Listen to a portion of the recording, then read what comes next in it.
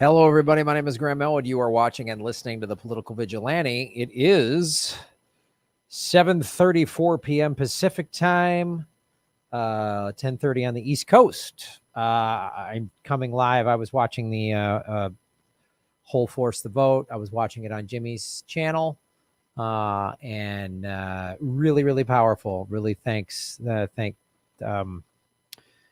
Brana and everybody for putting it together, and Katie and Brianna and everybody. It was really, really, it was awesome, man.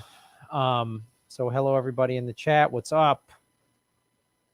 Hello, everybody. We're streaming live on Facebook and also on Rockfin. So thank you for watching on all those platforms. Share this out on your social media. That always helps. And hello to Kate, our moderator. Hello, Truth to Tweet, Sandra Sharif. What's up? Melanie, Taylor, Laura, Backyard Politics. Check out her show. Red Economics. Check out her show. Yeah, it was pretty powerful, man. I mean, like, I didn't know Justin Jackson. I didn't know that his mother passed away when he was a kid. I just didn't. I didn't know. I didn't know that.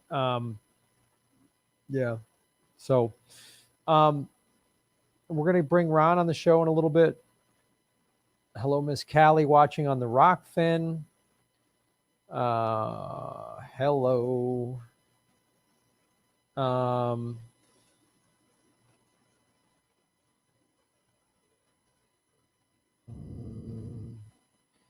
Savage Joy spoke, which was, man. These stories, these personal stories of people, like what they went through, is just like, I knew Joy because I've met her. You know, I've been on her show. She's been on this, I think. And Ron and I met her last year when we were a year and a half ago when we were on the road in Philly. She came to our show, and you know, she's just a sweetheart. And you know, her vision and stuff. She told a little bit about that, but I didn't know her whole story till she said it tonight. And then, you know, I've heard Jimmy's story. And, you know, yeah, it's just like when people are like, why Jimmy's so mad? Yeah, I would be too, man. I'm pretty mad that my house got taken away from me, you know, and I went through bankruptcy and foreclosure, and Jimmy went through bankruptcy. They're able to save their home, thankfully. And then if I went through all the financial stuff I went through, and that was caused because of medical bills, so my health was awful, and I wanted to kill myself, and I was financially ruined, and I was ruining my wife's finances and stuff like that. Yeah, I'd be pretty mad too. I mean, the whole, oh, you get too angry. I'm so sick of that. It's like, if I'm angry because, like, you know, I'm stuck in traffic, or my order's not ready and I'm yelling at a waitress or something, yeah, that's an anger issue. That's someone that's like, you gotta dial that. That's not right. Or anytime you disagree with a friend or a significant other, you lose your shit. No, that's not good. That's an anger issue. But mad that people are dying, that people have to go through what Justin Jackson went through, what Jimmy and Steph went through, what Joy went through, that other gentleman, I think his name was Scott, what he went through with his son committing suicide because he couldn't afford pain medication. If that doesn't make you outraged, you know, I don't know what else to say. I don't know what to say to you. If that doesn't affect you, if you're not like mad, you know, if you don't get pissed off. And, you know, I love Dr. West, and, you know, he's right. You know, Dr. West, his approach of like, come from love and come from peace. But Dr. West, you know,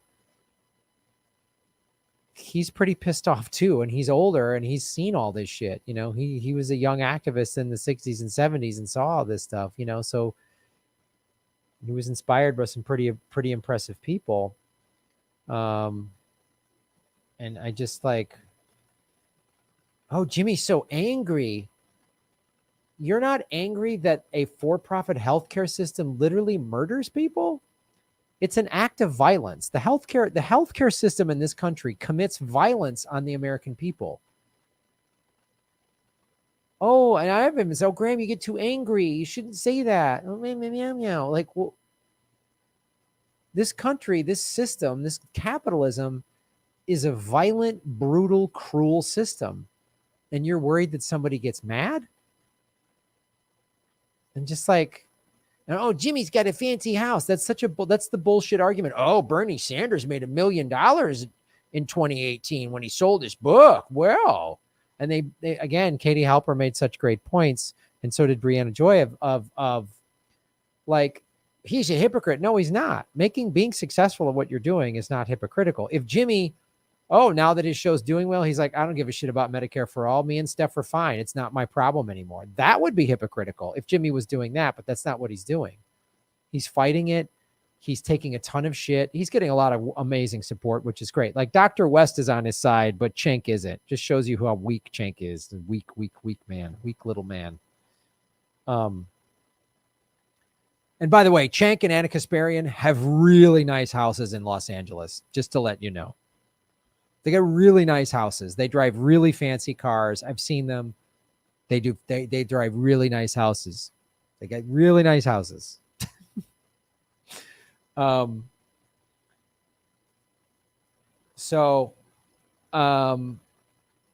it was really powerful. And I had Nick Brandt on the show yesterday.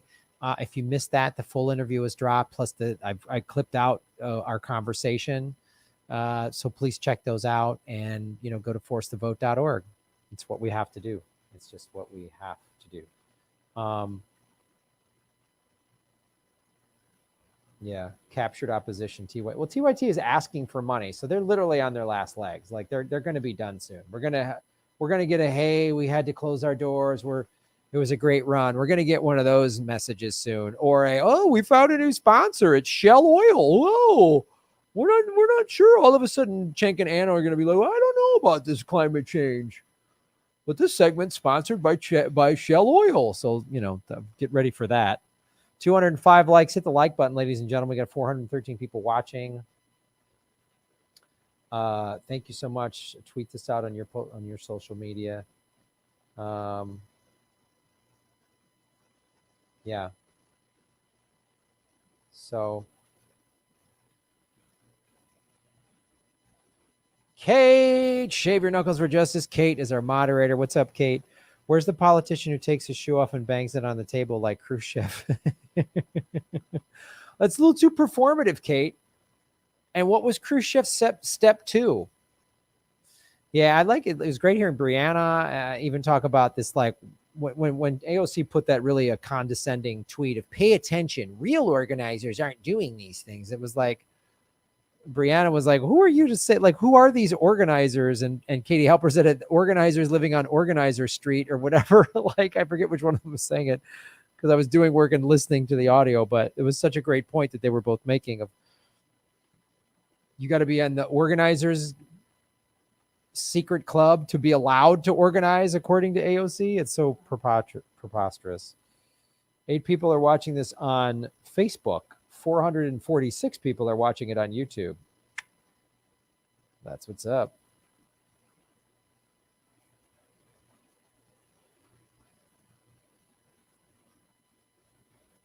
Whoops, I put that on the screen by mistake. I'm so sorry. How do I get that off? Oh, I can't say that either. I can't say that. I can't accidentally leave that up there because I can't find the button. I can't leave that up there. I'm sorry. Whoops, I keep leaving it up there by mistake. I'm from the UK, but I watched Force the Vote Town Hall tonight, and I could barely hold the tears back. It made me appreciate the freedom the NHS gives me much more now. Yeah, I know. But how are you going to pay for it? How are you going to pay for it? How are you going to pay for it? Hey, Mares. What's up, hey, Mares? How you doing? The squad was watching that best reenactment of their reactions. Yeah. I know. It's funny. Like when Savage Joy told her story, and she said, I think it was either Jayapal or Omar held her and said, "Oh God," and held her when she told her story. And she's like, "So what are you doing now? Was that just a performative act?" I mean, that was really powerful, man. You got to call him out. You got to call him out, man. You got to call him out. Kate F the tone police. Yeah, they can eat a greasy bag of dicks. Those people, shave your knuckles for justice. Being denied your basic rights as taxpayers to the government must be frustrating as an American citizen. It's beyond frustrating. I don't even know.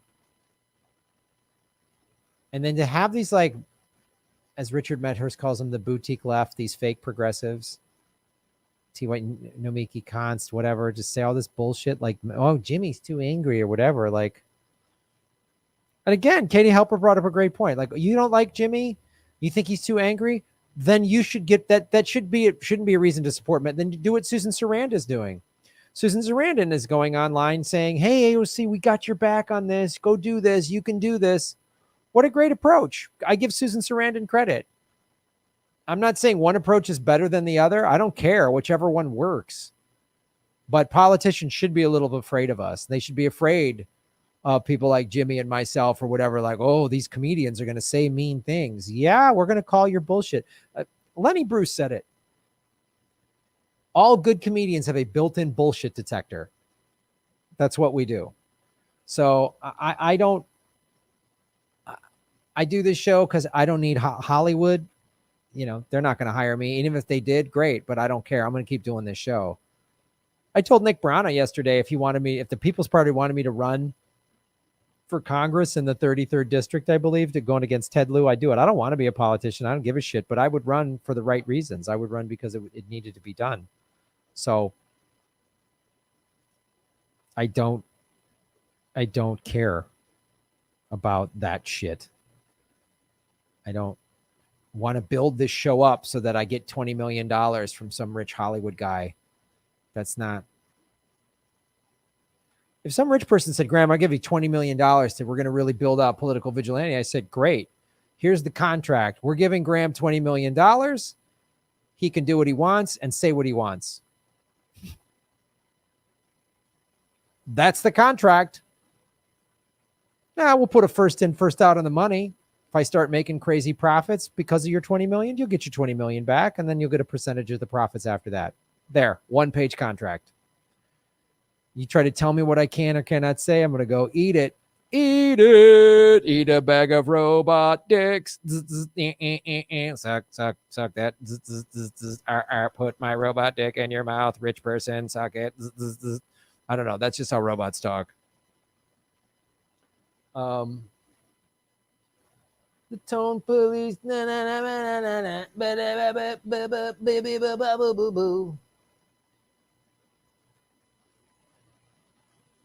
People are dying because they don't have health care, but Jimmy's too mad and he has a nice house. Great logic. I love your logic. Totally makes sense.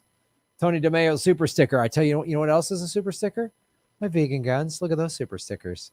Boom. Look at that action.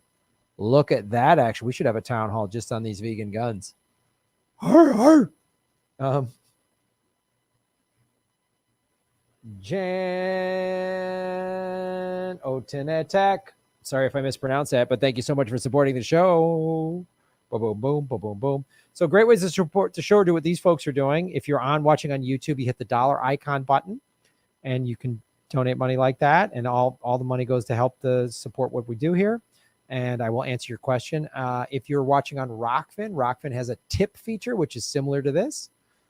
They just take your US dollars and convert them and pay us in crypto, which is awesome. I love cryptocurrency. Bitcoin broke another all-time high, 28,900, I think. Ethereum is over 740. Litecoin's looking good. Come on, kids. Talib. Yeah, Talib was the one that, that's right. Talib was the one that Savage Joy had talked to and was asking point blank. Natalie Williams, shave your knuckles for justice. I saw somewhere that Elon is in favor of force the vote. Yeah. Well, a tweet is all good. I'm in favor of force the vote. That's a great tweet.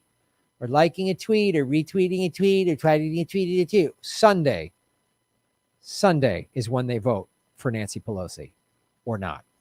So we will know if they withhold their vote or not. We will know.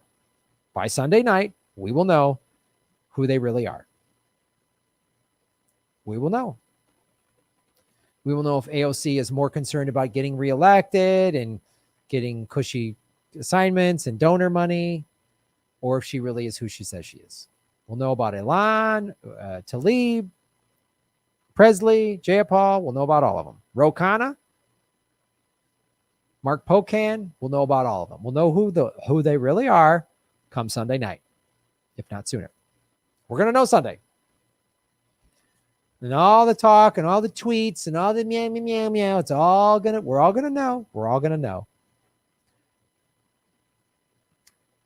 I have no faith in them, but I would love to be wrong.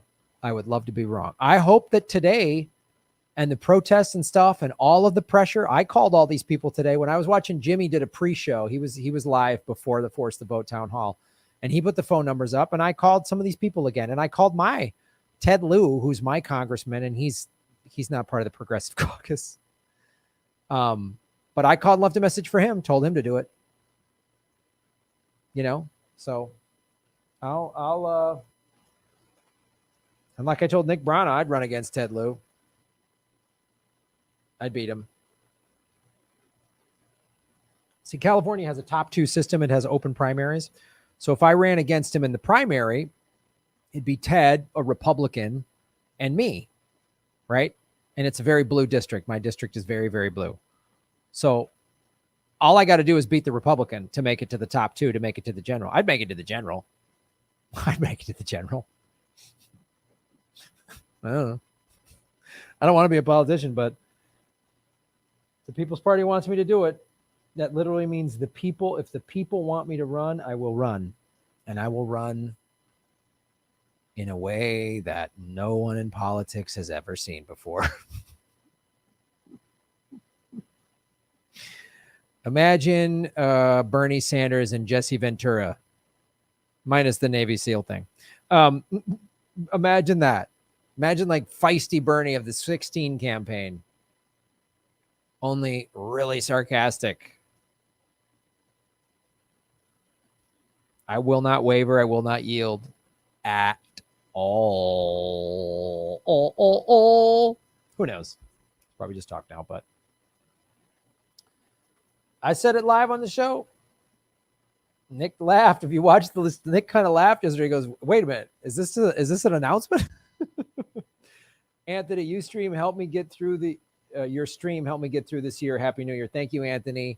And I want to say that all of you helped me get through the year. Because I was doing this like twice a week. I do maybe a day or two in my apartment. Then I do once in that cool studio, and that was fun. And we covered a lot of the primaries and the debates, and that was so cool to do. And then the shutdown happened, and I was like alone in my apartment. And so I just started going live 4 or 5 days a week, some days 6, when Ron and I were doing those Zoom shows every week. And so you all tuning in every night kept me from going nuts, because I was literally alone in my apartment. The first 10 weeks of the pandemic, I didn't hug another human being. That's not normal. So thank you. Thanks all of you for supporting the show. Louise Brooks, what's up? If not now, when? So much gaslighting. Unbelievable. Yeah, wait, now is not the moment. Like when? Tell me when the moment is. And as they said they have no answer. Okay, if now's not the moment, when? Well, it's awesome. No. Done. I don't want to hear it. I don't want to hear it. Maria Rinaldi, ciao, Graham. Great, important show. Thank you, Maria. Ciao, Bella. Thank you so much. Grazie. I don't know how to speak Italian. Ron does. He's going to be on the show in a second. He's probably loving hearing me speak Italian. Ronnie Placone. Ronaldo Placone. Puts the mouse. Boom, boom. Can't wait to see you at Neck of the Woods again. Oh, that was such a great show. That was our last live show of the Progressive Comedy Tour. February 29th. We will be back. Force the vote for Medicare for all must happen now, but Congress is bought and paid for by big pharma and big medical lobbies. You got that right. That's why they're so afraid.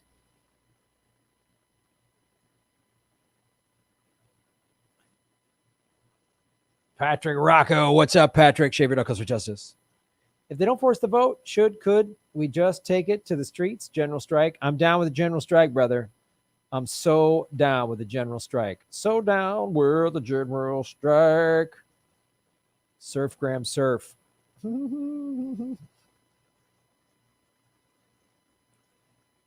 What happened to NATO Const? Looks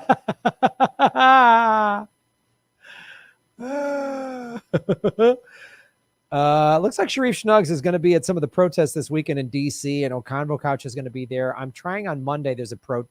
I'm trying to get Convo Couch to live stream in, but join him in DC, folks. Adam Gray, run, Graham. Just run for the sport of it. I would. Just to run and be like, I don't care if I win. I don't want to be a career politician. I'm just going to push these points. I'm going to push Medicare for all. I'm going to push student debt forgiveness. I'm going to push, all of the progressive policies, and I'm not going to back down from any of them at all. And that's how I'm going to run. Which would be easy to run. This is what I'm running on. This is what the People's Party wants. These are the people. I'm supported by the people. I'm funded by the people. This is how I'm running. If elected, this is who I will serve. It's that simple.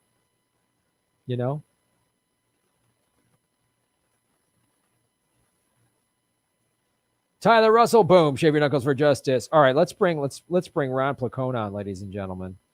I will get to the super chats in a second. The Natural Progressive, what's up? Chris Roar Media, check her out. Graham Elwood goes to Washington. You got that right. Hey, Mares, you may be suicided but if not, you'd win. Courage doesn't exist in our government. Basically, we need you. Yeah, I know I'd have the death threats and shit like that, but whatever. It'd be an honorable death. As a samurai, that's all I look for as I get older, is an honorable death. It would be an honorable death. Dying for convictions to make people's lives better. That's what I died for. I'm down with that. Tony DeMeo, politics is not about Democrats versus Republicans. It's about capitalists versus socialists. That's so right.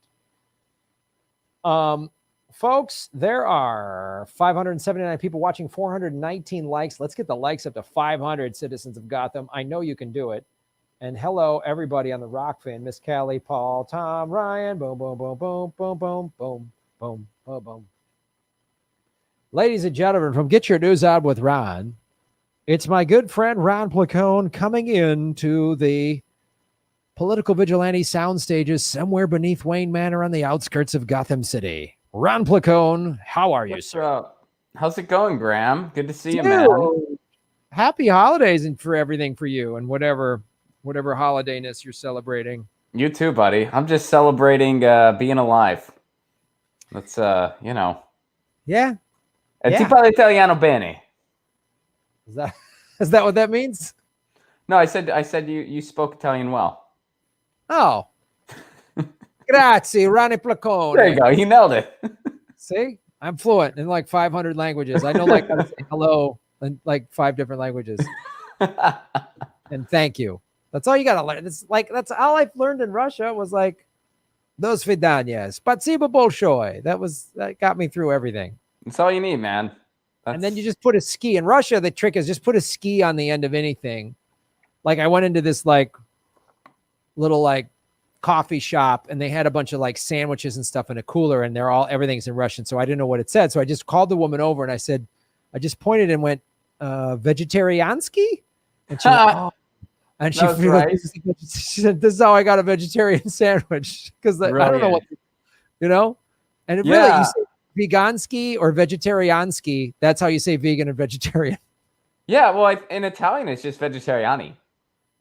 See? Like vegetariani is just, yeah, like in Italian, it's like, you're not guaranteed a win, but if you add a vowel, you got a shot. Just add a vowel somewhere, you got a shot. Or they're probably going to know. Yeah. So what's vegan? Is it just vegani? Probably. I actually don't know for sure if that's vegan, but that's probably. There's a good chance. Like that's right. or it might be like vegan A or something like that. Vegan A. Vegan A.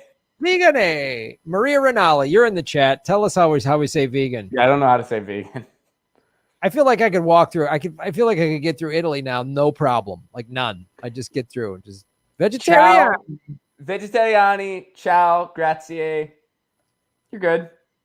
Right. That's all you need. You know, and I'm okay at Portuguese, which kind of I can get through Spanish.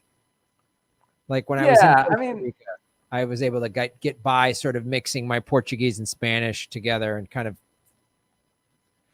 slugging my way through a sentence, you know, but I put it together. I mean, some of those languages, there is some overlap. So it's like if someone's speaking Spanish, I'll pick up some of it just because I know Italian and vice versa. Like, but I can't really speak Spanish, but yeah. It's pretty easy. Hello, everybody. Welcome to the Political Vigilante. My name is Graham Elwood. I'm joined here by a host of the Get Your News On with Ron YouTube show, Ron Placone.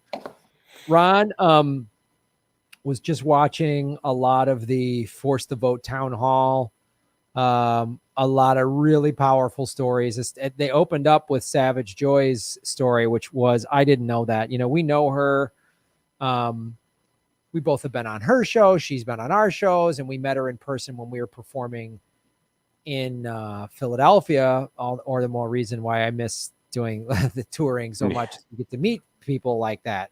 You know, other YouTubers, other indie media people, other activists, and meeting them in person. You know, you interact online, which is cool, but then to meet them in person, it's just like connecting with an old friend or something. It's really a cool thing. And we did her show live after our stand-up show. Yeah. Well, and this also goes, I mean, we joke about this now, like her and I, but nobody knew that about her. And I really did not know that about her because she worked the door for us. Yep. And, you know, didn't tell, you know, I didn't know that, you know, she was visually impaired and our person had to cancel the night of. So we had nobody. So I was like, hey, Joy, can you work the door for us? And she was like, sure. And I just handed her the sheet. And I was like, thanks. She worked the door I didn't know that. And then she like slipped on these stairs because she, you know, her vision's impaired. She didn't see something. I was like rushed over, like, oh my God, are you okay? Yeah. Like, and you know, it makes what she, you know, just for our little show in Philadelphia, I don't know, it just makes it more like she's pretty amazing to have to go through all that and then come and support our show in that capacity. I mean, her story all the stories I heard were so freaking powerful. Yeah. I mean, you know, Jimmy told his story on his show like a week or so ago. And then he, you know, told it again tonight with him and Steph. And, you know, I've known Jimmy a long time and I knew he kind of went through something like that. He's talked to me a little bit about it, but when he was really going through that, I didn't know. Mm-hmm. And, you know, it's just like, it just breaks my heart. And when people are like, oh, he's too mad. He's like, he's too mad. How come you should be furious that 60,000 people die every year because they don't have health insurance or whatever the number is. Like it's preposterous. So what did you think of this town hall? I mean, obviously it was powerful. And I mean, as we go into Sunday, when the vote for Pelosi, for Speaker of the House, it's this Sunday, January 3rd. What are you seeing? I mean, we've been talking about this for about, you know, Jimmy first put this out about a month ago. What are you seeing? I hope they do it. I sincerely do. I do think that they're listening. I know that they're aware of it. I guarantee every single member of the squad, every single member of the Progressive Caucus, they are aware of this. Are they going to act? Are they not? I certainly don't want to get my hopes up one way. You know, I don't want to get my hopes up. I am a believe it when I see it guy when it comes to all politicians. This isn't me picking on anybody. This is how I am with all politicians. I'll believe it. Why are you so cynical, Ron? I don't get it. We've had so many wins stacking up on our side. Progressives just keep winning. That's the thing, Graham. For both of our entire lifetimes, progressives have a whopping 0 wins when it comes to actual policy. And I'm really fucking sick of it. I'm really You know what, dude? I grew up in Pittsburgh, man, where football is kind of a way of life, and I never played or anything like that. But there's certain like aesthetics that I guess kind of seep into your brain, even if you're not like an athlete yourself. And one of those aesthetics that is seeped into my brain is that you don't polish a loss. You learn from it, but you don't polish it and you don't sugarcoat it. You take it for what it is. It's a loss, and then you pull for that W. So I am so tired of constantly losing and losing and losing. And that's why, one of the things that Jimmy and Steph were both saying, where they're like, I don't know like what we need to be an official organizer or anything like that. What does any of that even mean anymore? Because like, well, what are you waiting for? These people who have just been professionally losing for years and years and years. I'm so tired. We've tried playing nice. We've played nice for decades and decades and decades, and it ain't working. It ain't working, and we should be sick of it. Yeah, I'm so, I mean, I've said this before. I mean, I'm a little bit older than you. I've heard this, not now, whoa. I've heard this for 30 years, Ron. I've been listening to this for 30 years. Just wait till the not now, wait till their second term, wait till the midterms, wait till we get more of the, wait till we retake the whatever. We got to retake who's we? These corporate sellouts that call themselves Democrats? What's this we shit? They're not we. I'm not part of their we. Like, I'm so done. And then like, I didn't know Justin Jackson's mom died when he was a kid because they didn't have health care. Like we met Amy Vilela. She came to our show in Vegas like 2.5 years ago, one of our first tours. And we met her there. And she was like, wow, this forced, because she's just like not backing down. And it's like, I don't want to hear. And it's just like, it's something you actually said on this show a couple of weeks ago. And they're like, oh, you progressives are not willing to concede. It's like, no, this forced the vote is our concession, because what you're, we're conceding just burning it all down. We're conceding like stringing you up. So I would actually, this is our concession. So I would actually take this very seriously. And I would really make sure Medicare for all passes, because what is coming is not a happy ending for you that are in power. And I don't care what party you're in or whatever, like it's not going to go well. So it's, I had Nick Brown on the show yesterday, and I'm glad that they, like this is a kind of helping them, this force the vote issue is like, yes, this is what People's Party is all about. Let's get, it's actually helping the People's Party get more momentum to, get their infrastructure in place. I know they've had plans for a while, but like now they're like, okay, this is it. We're going to push this force the vote because we stand for Medicare for all. We're going to get people in the House in 2022. That's the plan. And then we're going to run a candidate for president in 24, because they all know a worse Trump is coming. Even if it's Trump himself, but Pence, or there's some worse, like a Pence psycho that's actually charismatic and doesn't just sound like a wet paper bag that's under your couch, but like somebody with who could actually get, rally a troop of evangelical psychos behind him. So this, I'm, and again,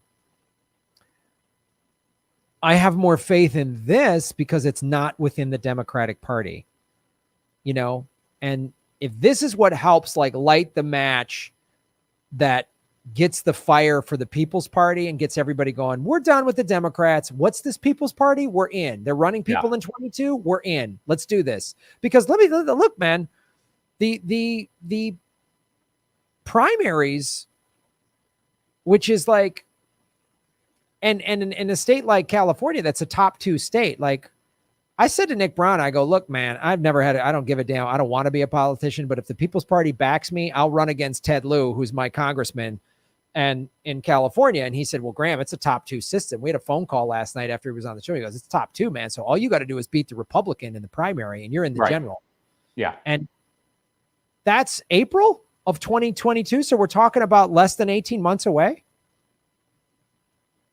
I mean, let's go. like, I'm in, let's do it. And this is what it's going to take. So if this force the vote thing, and that's like, oh, it's too performative, because even if no, it's not. It's not. I mean, we can just stop right there. No, it's fucking not. You know, a scenario where you could maybe say, oh, it's performative. If it was in the same scenario as their little cannabis stunt, that was performative. You know why that was performative? Because they knew it was not going to go anywhere in the Senate. And because a ton of states already have legal cannabis. This is not performative because they're still trying to keep it under wraps because they don't want to acknowledge how much public support it really has. So doing this, you are forcing politicians during a pandemic to deny people health care. That ain't going to look good. They know that, and there might be a couple surprises.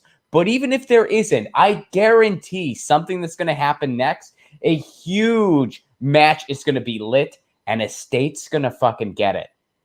That's what's going to happen. And I don't care how we get to Medicare for all. I don't care if we have to go one state at a time or if we get federal right away, which of course would be more ideal. But I don't care how we get there as long as we freaking get there. So if they put this out, if the establishment puts this out, that's what's going to happen next. One of the states is going to get it through. And then they're going to bring it. That's why all the excuses to not do this are so incredibly weak and just neutered and just gutless, and you sound like a spineless, just contrarian douchebag, just a self-defeatist rag of a human being. Just, oh, well, what about if it loses it? What if it does? Then we bring it up again. They bring it up again. And you know who makes the rules about when you can bring it up again? Congress themselves. And that happens every 2 years. So time-wise, what are we losing if it doesn't get through this time? Doing nothing. We'd be waiting the same amount of time anyway if we do nothing. So there's nothing to lose there. Absolutely nothing. Well, now's not the time because of Nancy Pelosi. Should we wait until she has nothing to lose? Right now, Nancy Pelosi has something to lose. Yeah. Should we wait until she has nothing to lose? There is not one good reason not to, the committee appointments. They already screwed AOC out of a committee assignment. They already did it. Are there any excuses I'm missing? This is and they sound real flowery and contrarian when they're saying it. I mean it's just so stupid. It is just so stupid. And the fact that like you and I and Lee and Jimmy get lumped into these just lame ass like wannabe Telecommunications Act prior to 1996 liberal talk, get lumped in with these people just because we're also on YouTube. Like, fuck that. That's not what we're doing. We're comics. It's totally different. The big difference is a pundit has to pretend like the wrestling match is real. A comic can make fun of how stupid and fake the wrestling match is. And that's what we do. And here's the problem. People are liking the expose of the fake wrestling match. And well, that's what we're here to do. So, you know, I mean, half these people going on and on about nothing. I don't consider them colleagues. It's one of the pettiest things I've ever seen in my fucking life. And it can all the way off 6 ways to Sunday. Yeah, it's preposterous, but it is in some ways, I'm kind of glad because it's like now we know who's who. Yeah. You know, I got to play games. Now we know, like Richard Medhurst calls them the boutique left. And it's like, now we know the boutique left. They're going to get handbags. They want to get a brunch. Oh, you know they want to get mimosas and appletinis and talk about all the good they're going to do as they, you know, put a coexist sticker on their whatever. Nice car. Boutique left. That's pretty. I wish I thought of that, man. Kudos to Richard. Isn't it just funny? Sum them up? Can't you just picture all of them? That's perfect. It's like, it's so. And this, like you said, all the excuses are such bullshit. Well, what if this doesn't work? What do you mean it doesn't work? Now you've got a momentum going that like, we're not going to stop pushing for Medicare for all. It's not stopping. So you better get board with this. Like, you know, what if you vote and you lose? I mean, hi, I live in California. We have a 0-win record. Well, you know, like I live in the state of California. They tried to pass medical marijuana for years. Didn't go through. Finally, they got medical marijuana. Then they tried to pass recreational marijuana. It didn't go through. Then finally it did. So guess what? That's how things happen. You have to keep pushing and keep pushing and keep pushing. Look, so stop belly aching and do it. The NHS, and I know it's a different country, it's a different system, but still, the NHS was voted down 21 times before it passed. There was a point in time where you could count on two hands how many doctors in the entire country were for it. Right. But they kept, and then public opinion came around to it. We're ahead of the curve in comparison because now we've seen the rest of the world having the system work for decades. The rest of the world figured this out decades ago. The United States, we still haven't. Also, a ton of doctors and healthcare professionals are already for Medicare for all. So we're ahead of the curve there. But it got voted down 21 times. In Canada, they had to go one province at a time to get what they have. So yeah, we gotta be bold. And there's just no reason not to do this. Yeah, none. There's just like and I just love the momentum it's getting. I love it. And I love that the like, smearing Jimmy and, oh, he's got a nice house. Really? Cenk and Anna Kasparian got pretty nice houses. I guarantee you that. Which is such a preposterous thing. Like, I could go on and on. How real estate in California is through the roof.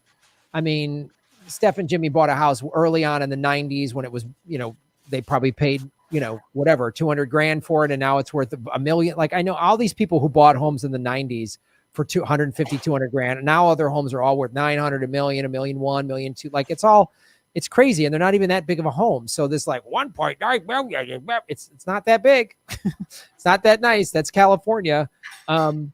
Jimmy Dore has a house, so you shouldn't have health care. Say that in front of a mirror and look at yourself and realize how stupid you sound. Yeah. And it's like, oh, he's a hypocrite. No. He would be a hypocrite if once he got successful, he said, I don't give a fuck about Medicare for all. It's not my problem. I got insurance now. Like that would be hypocritical. But it's like it's these arguments from these people that call themselves progressives. They're so fake because this argument, oh, Jim's got a house, is the same bullshit one. Bernie has 3 coats. Yeah, Bernie had 3 coats. And remember when he remember that one year he made $1 million? Well, what happened, Mr. Socialist? Suddenly you like capitalism? It's like, he's had a book. He sold a book. Like, and it's the same argument. It's the same argument by people that call it's these people don't even realize what they're saying. And they really don't, because if they're actually progressive, they don't realize how like actually destructive that kind of, because that's something that the right does. The right, yes. Pushes this like ridiculous propaganda that if you have a job and you make money, that makes you a capitalist. Like other systems, nobody works and there's not an exchange for goods. That doesn't exist in socialism. Everyone's just running around and there's one brand of cereal. And what are you going to do? Like no, capitalism doesn't mean we have a marketplace of goods and services and that's only in capitalism. That's in any other system too. So it's like, yeah, they're actually using the right's ammunition against themselves, all because of pettiness. I mean, it's so you got to see the pettiness. You got to see, oh, this is about your ego and your YouTube show or your little indie media platform, or you can't handle that this guy is beating you or smarter than you or has a better idea than you. You can't handle it. And you can't even, you're so selfish and small and petty, you can't even see, well, this is a good idea. Like, I don't like Donald Trump at all, but $2,000 when he said it, I know it's bullshit and his reasons and his tactics. And he acted like that bill. He had no idea. He knows him and the Republicans put bullshit in that bill. Donald Trump is a liar, but he wants to give me $2,000 over 600. I'll take it. Like, I'm not going to sit there and go, I don't want your $2,000. Fuck you. I'm going to take the $2,000.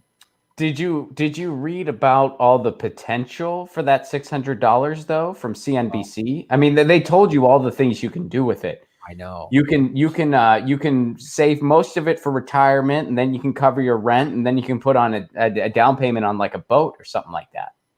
Well, I'm going to take that 600. I mean, clearly, if it's 600, I'm never going to have to work again. I mean, that's just right. I'm done. So I'm going to take that $600 and probably buy a bunch of different yachts, and I'll have one in each like ocean of tropical waters. Because $600, I'm done. You're never gonna have to work again ever. With $600, like try to how like it would take you forever to spend $600. Dude, I mean, I've never seen all of that in one place before. What if they were all $1 bills too? Like that's even more. Wow. I mean, that would be like that much money. I mean, that's insane. I can't. You can just walk into a place. They're not even going to ask you questions. Right. You know, you can be like, this is $1 billion. They'd be like, yeah, that tracks. And then you can do whatever you want. Right. I mean, you'd need a security guard to walk you out of the bank if you cash the check. That's for certain.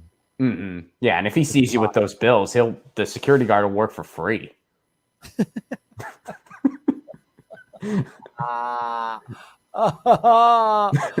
Oh, God. Oh, folks, you're watching The Political Vigilante with my good friend Ron Placone. Let's answer some super chats, Ron. Let's talk about DC Punk. When you primary Ted, I'll phone bank for you. You got it. There you go, man. If I know I could beat Ted Lieu easily. Lucky Burrito Art and Music, Shave Your Knuckles for Justice. My service dog Leo has kept me going through the darkest days along with my family support. I'm so grateful every day for every day I'm given. Love from Connecticut. Right on. I like hearing that. Yeah, I don't know, man. I don't know what I would have done without my cat during this pandemic. She's working overtime, man. I mean, my cat is like a huge, stress relief to begin with. But during this pandemic, she's really been working overtime. Yep. I feel the same way about my surfboard.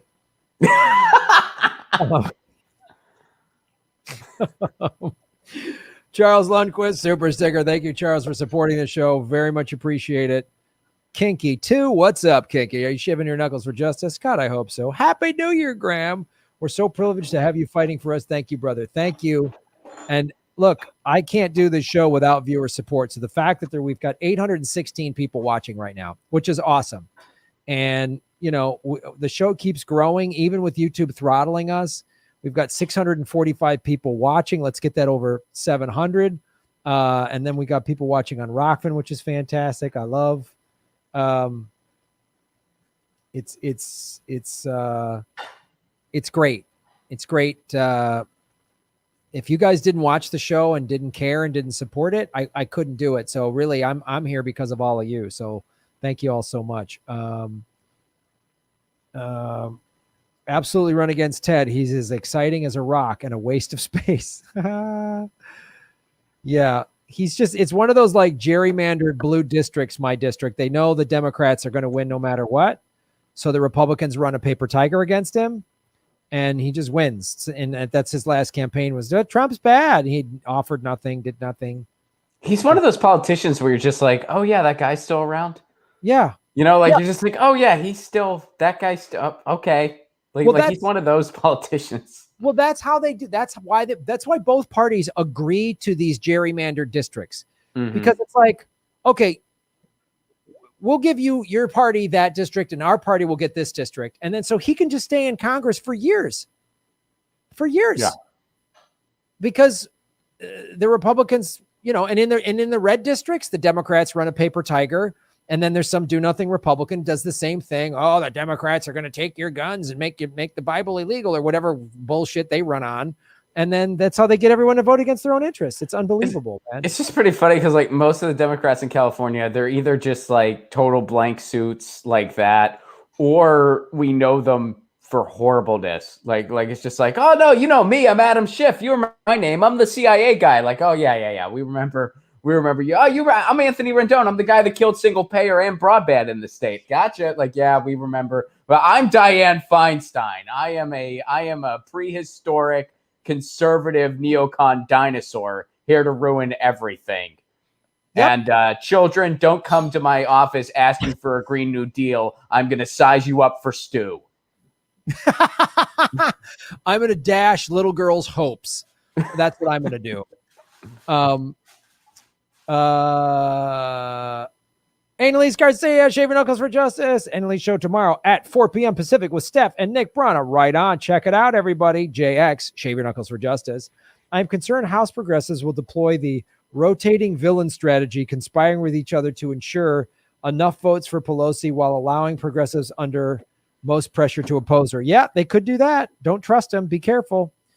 They might try to do it so like, let us vote against her so we can keep our base happy, but we'll make sure Pelosi gets voted and we can say we tried. That's why the Democratic Party is hoping they lose these seats in Georgia so that they can go, oh, those Republicans in the Senate keep blocking stuff. That's what they're hoping for. Fan of fanfic, shave your knuckles for justice. Anyone who argues against force to vote is someone who is lying when they say they want Medicare for all. That's a simple fact, black and white. Absolutely. Miss Carter, thank you so much for supporting the show. I appreciate everybody's donations. And the big ones are especially appreciated because you're helping pay for people that are money's tight and they can't support. So thank you. Actionnetwork.org petitions hold a national vote. If the force to vote fails, we should be the lawmakers, pass universal health care and more. Absolutely. That's like out of Mike Gravel's book. Hey, mayors, boom, shave your knuckles for justice. Do you think whiskey in a t-shirt needs updating post-Trump asking for a friend? I got a whiskey in a t-shirt and an old suitcase. The naughty vegan. Sorry, I haven't visited recently. I've been watching all the state hearings on election integrity. Disturbing what the powers that be have been up to. Oh, I get you, naughty vegan. Thanks for watching the show. I appreciate it. Kate, our moderator, Shave Knuckles for Justice, Kate, had a big fight with another Italian language student in college about if Happy New Year in Italian has a 1 or a 2. It's a big difference. A 1 or a 2? I don't get that. I'm not sure either. Happy New Year, a 1. No, yeah, I'm not sure what that. Annie's year. Yeah. Anyway, right on. Keith M., thank you. You're making Gotham great again. The stories tonight made me wonder who else. Who do I know struggling with medical bankruptcy, but they're too stressed or ashamed to be let it known? Oh, I know. That's what I thought. Like, I didn't know that because Jimmy didn't want to talk about it, which I understand when I was going through my bankruptcy and foreclosure, which is like pales in comparison to a medical thing. It was stressful. I felt ashamed. I didn't tell anyone about it. Jimmy didn't know about it till 6 years after it happened. I came on his show in 2006 and he hadn't seen me in forever. And he's like, hey man, how's your house in Santa Monica? I was like, actually I lost it. And I told him the story and he's like, wait, what? And that's when he encouraged me to start my YouTube channel. Because I felt a lot of shame too. And I shouldn't feel shame that the banks are fucking filthy liars, and so are the Democrats and Republicans. Seth Peterson, thank you for supporting the show. We are heading into an iceberg that is going to have global repercussions. Sadly and pathetically, we are so divided politically, economically, religiously, and racially that the country is completely oblivious to the cataclysmic catastrophe to come. We have been divided over a period of many decades for a reason, to be completely conquered. That's so true, Seth.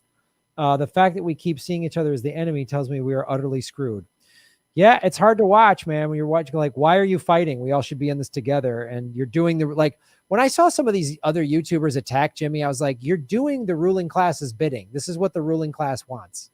Like, insane to me. Annalise Garcia, hell yeah, Graham 2022. You got my support. You got it. Boom. I will be the people's champion. Perfectaluro, dear squad, if you don't try, you've already lost. Thank you for that. Fred Hampton's Ghost. What's up, Fred Hampton? Shaving Knuckles for Justice. I think class lines are being revealed with this disagreement over force to vote. Yeah. Yes. You're absolutely correct. Well, I think too, like another thing, like going beyond just the pettiness of it, you know, one thing I've learned in life, and I think especially in show business, but I think this goes to life in general. The only thing more frustrating than somebody who's scared of failure is somebody who's scared of success. And I think there's a little bit of that at play here too, where it's like you are so accustomed to losing that the idea where it's like, well, wait a second, we actually have some leverage here. There's some leverage. There's real power here. Mm-hmm. You know, I mean, honestly, like, for me, and probably for all of us here, like, this is the first time in our lives there's true leverage, right? You know, electorally, because it's like, I mean, you know, most of my life, you know, as long as I've been paying attention to politics, it's like, okay, you have a Dennis Kucinich, you have a Jim McDermott, and they're kind of these lone progressives where you wish every member of Congress was like them, but you know that's not the case, and you're hoping that it's different. And they never had any kind of leverage whatsoever. Well, now there's, at least in words, more of those principles represented in government, and they actually have leverage to do something. I mean, this is in many ways a first. And I think there's some people that are just hesitant to actually try to do something. And it's like, we've got to. We've been laying back and taking it and just sitting down forever, and it's not worked. So now we got to push back a little bit because we have enough to push back with. So there's a famous, you bring up a great point, Ron, because there's a famous Nelson Mandela quote. I'm going to paraphrase it, but it's something to the effect of, people are not afraid of failure. They're afraid of success. And that's what holds people back. They're afraid of like reaching their mountain. They're afraid of like expressing their full selves and becoming their most authentic self. Again, he said it 10 times more eloquently than I just did, but it's to your point. It's to your point of like, people are afraid. I know this, I'm a Cubs fan. And when the Cubs finally won in 2016, there were some Cubs fans that were like, almost bummed that it came down to game 7 and the Cubs kind of made some mistakes and and they were almost like bummed that they couldn't go, I knew they were going to blow it. I knew it. Like they're addicted to that, like failure. They're addicted to the chaos of, we can't everything. It's never going to work. So they're just addicted to that. So they say that to everything. This will never work. That'll never work. Oh, Jimmy's plan is crazy. It's too performative. Wow, what does he have? A house? What a fucking animal, so it's just so dumb. Tony DeMeo, it's so frustrating that Miki Kantz is against Jimmy Dore now. Unsubscribing from her. You guys rule. Yeah, she's another disappointment. Chris Kelly, shave your knuckles for justice. These BS arguments are the core of all problems. We don't have a science of taxonomy of argument.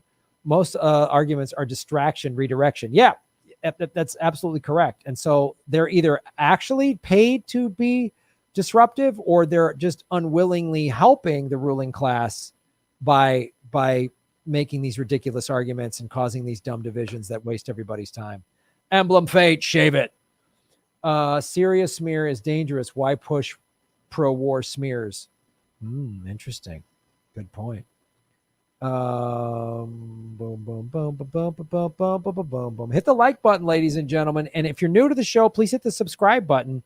We're at about 74,000 subscribers, which is good. We were down below 73,000 because YouTube was like unsubscribing people at an alarming rate. They still are, but make sure you do that. Let me make sure we're at the right place. Emblem Fate. Okay, it skips it. I'm sorry, guys, when it skips like that. I can't put all of them on the screen. Imolo, shave your knuckles for justice. Nomiki, Dore does it for clicks. Also, Nomiki uploads a video with Dore on the thumbnail, gets absolutely destroyed by her own audience in the comments as they see right through here. That's what's been great.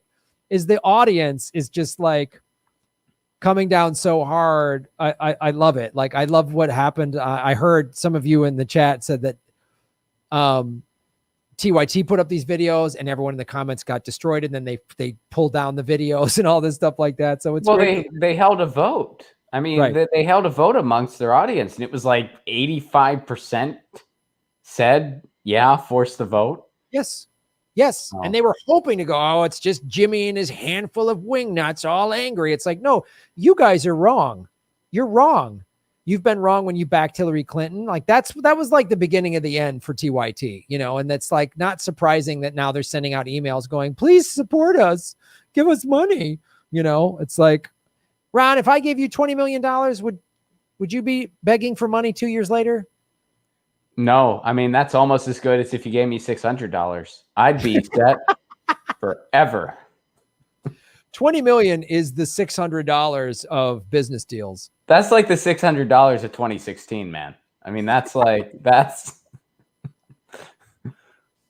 two math experts talk money. Graham and Ron. If we keep this up, we could be Speaker of the House. Yes. I know $600 buys a lot of fucking ice cream fridges. I'll tell you that much, brother. That's right. That's right. Me some ice cream. When I get to Congress, when I beat Ted Lieu, I'm going to have I'm going to just convert everything into an ice cream fridge is what my goal is going to be for America. Vera Baggio Romano, Happy New Year, Graham and Ron. Hey, grazie. Thanks. Progressive, not going to lie, I come here for guns and horseshoes. You're talking about these guns and those horseshoes? Is that what you're coming for? I believe you are in the right place. Destination arrived. Maria Rinaldi, what's up, Maria? Shave your knuckles for justice. Jenilyn Shoop, Phoenix program 9/11 counterterrorism. Oh, the CIA is not so bad, you guys. Don't come down on them. You guys stop shaming the CIA. They're doing good work. They got a woman in charge of it. She's doing good stuff. Maria Rinaldi, vegetariano, vegetariana, vegano, vegana. There we go. Thank you, Maria. She settled that, Ron. Fan of fanfics. It's so unbelievably sad that Cenk and Anna at TYT have done more to hinder and hobble the progressive movement than they have to forward it. I know. They should be leading the charge on this. They should be leading the charge on this, and they're not. It's unreal to me. Yeah, I mean, everybody should. Right. I mean, there's no reason. And if there was like some kind of unified voice amongst YouTube shows pushing for this, I think that the Progressive Caucus would have to do it. Right. You know, I mean, if every single independent media was, and that doesn't mean we have to agree all the time. I mean, you know, that Right. doesn't even, you know, but it's like, why?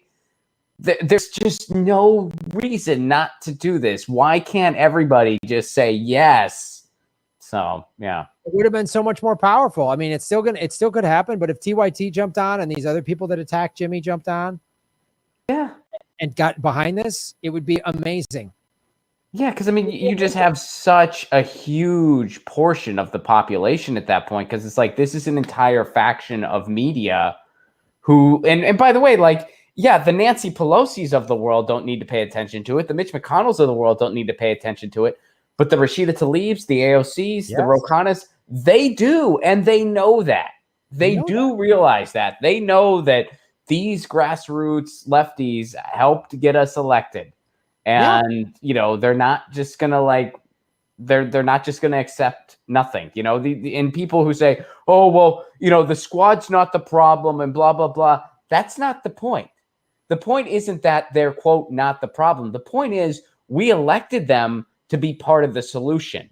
And if they're not going to be part of the solution, if they're just going to passively accept the problem, well, then what good is even pushing for these candidates then? Right. If they're not going to do anything, like what's the point then? I mean, we should just abandon electoralism completely if that's the case. I know. Just only do direct action. If it's just to have people in office who tweet nice things, what the hell's the point? We all tweet nice things. We already got that covered. Yeah, I don't need. You want some nice lefty tweets? We got that covered. Yeah, we don't need people in office doing that. We need people in office to use the power when they got it. And here's a scenario where they got it. Yeah, if all the good tweeting was paying everybody who's behind on rent due to the pandemic, then I'd be in favor of more tweets. But it's not. They're just tweets. So, good luck. Arthur Handy, shaving your knuckles for justice, Arthur. This force to vote thing really has been a great unmasking. We know that there is a progressive establishment, aka the boutique left. Yeah, it's good. We now know, and we'll know Sunday who's who. Sunday, we're going to know who's who. We're going to know by Sunday afternoon, Sunday night, when this vote's over. We're going to know who's what, man. And I look forward to it. Whatever it is, I don't have any faith in these folks, and I hope I'm wrong. But we're going to find out who's what. We're going to find out who's what. And if they vote for it, awesome. We're closer to getting Medicare for all. If they don't, great. It empowers the People's Party. Then we can really just say, are you done? Are you done buying this crap? You think even the squad, the big heroes of the squad couldn't even do this. So we're done. Ro Khanna, I'm done with you. I'm done. You got a D next to your name? Go fuck yourself. You're just as bad as a Republican. Get out of my face. I'm running for the People's Party. I'm going to win. My name's Graham Elwood. That's what I'm going to do. Miss Hendrick, We have to work in the deep South to overcome class and color and unite the needs of the working classes. They have divided and conquered on pseudo-cultural wedge issues for too long. You're so correct. That's how we unify people. And that's why I think like what I would want to, and I know Ron's in the advisory committee for the People's Party is that's one of the things that I like about the notion of the People's Party is going into working class red states and giving like I mean, Bernie kind of tried to do it like when he did that town hall right after he lost in 2016 in West Virginia. That was like really telling. All these red state West Virginia people were like, I thought you were some communist, but you're more on my side than anybody. And that's all you've got to do is just give this message. You go down there and give the message and talk to the people and don't be afraid. Don't call them flyover states. Don't say dumb things like, I'm not going to go on Fox News like Liz Warren. I'll go on whatever channel you want. If I'm running, I'll go on QAnon, whatever. I don't give a shit. Because my message is my message. Medicare for all is for everybody. It's for everybody. And I know all of that. How are you going to pay for it? I got all that locked in. Like, give me whatever your ridiculous arguments are about Medicare for all. I got them. So that's absolutely correct. And that's what we as progressives need to do, as indie media people need to do. And as the People's Party, they need to go down into the red states and really bridge this divide and say what Fred Hampton said. You know? Yeah, I mean, that's racism. That's the thing I really do like about the People's Party. They're trying to build bridges in a way electorally that's never really been done before. And I think, I mean, there's definitely a lot of optimism there and a lot of reasons for hope there because they're forming these bridges between, climate activists and people from different, political backgrounds. I mean, they're reaching out to the Yang Gang. I mean, they're kind of forming these bridges contemporarily that are so important as far as building a true viable alternative politically. My role on the council, I'm just helping out on the digital rights side of things. They didn't really have area represented, and those are issues that are really, really important to me. So that's where I'm going to help out. But yeah, I think it's great. Great statement, Ms. Hendricks. Great point. Oh, damn it. It jumped again. It jumps. It keeps jumping. There's so many people in the chat. It keeps jumping. This is good. These are good problems to have. Boom, boom, boom. We've got 793. Let's get it over 800. Do it. Naughty vegan, shave your knuckles for justice. Our deepest fear is not that we are inadequate. Our deepest fear is that we are powerful beyond measure. Marianne Williamson, nice lady, met her once. Oh, nice. Boom. Cool. I like it. That sounds like the Mandela quote too. I actually remember Mandela saying that when I marched with him in the 70s. It was he, him, and Joe Biden. So I remember what you're talking about. When you said that, I was like, that's where I heard that one. That's right. Yep. When you marched, and I know this is before you were born, but you still marched, and that's the important part. I was there. Yeah. I was the guy. I was the guy. I was the guy. If you don't like it, vote for somebody else. Listen, Pat. Yeah. Medicare was fucking around with Mandela and Biden. Gene Schneid, Bernie's argument for a $2,000 check is to get representatives on record voting against it. How is that any different than forced to vote for Medicare for all? Great point. I know. Jedi Mullet 77, shaving knuckles of justice. According to MSNBCS, 600 could be used to buy the Mandalorian a brand new ship and have money left over for kyber crystals. Exactly. I don't know why everyone's so mad about it. I think it's great. I think the Mandalorian can actually fix his ship with $600. I mean, you name it. I mean, the Star Trek Enterprise they could get new dilithium crystals for $600. I mean, it fixes. You could add rims to the Millennium Falcon. Done deal. 600. Get yourself an X-wing. Buy yourself an X-wing. Yes. You can. That's what I watch at Christmas, Graham. I rewatch some of the Star Wars films. Which ones did you watch? Please don't tell me you watched the prequels. Well, a little bit. I watched. I started. No. I started with 3 and went from there. So I started with right before A New Hope. Okay. So I started with 3, and then I thought 3 was okay. 1 and 2, I never need to watch ever, but I thought 3 was okay, and it was kind of like a good like getting ready to dive into 4. Okay. And then the original trilogy. That makes sense. Yeah, the first, especially the first 2. I mean, the prequels, I don't even count them as Star Wars movies. I really think that they're literally just they're educational videos about international trade tariffs that are used for intergalactic commerce students at the University of Naboo. So that's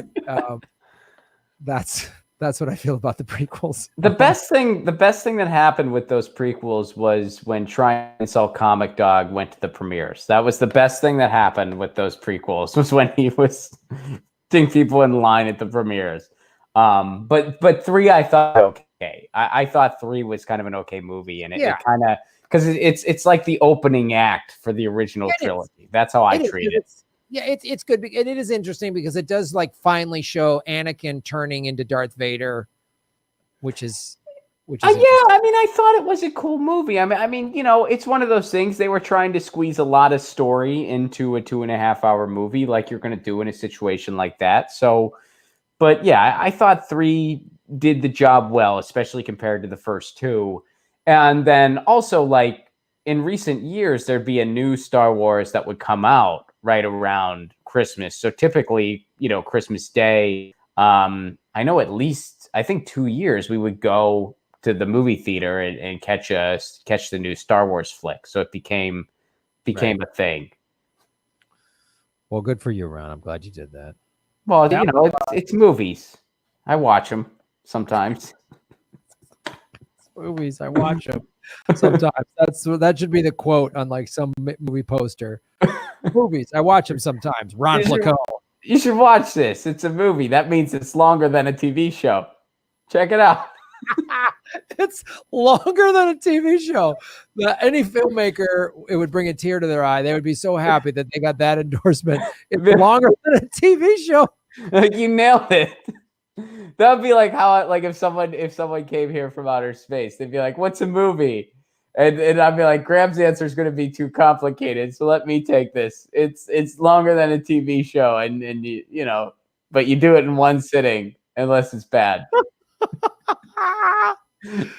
Yes, that's basically, yeah.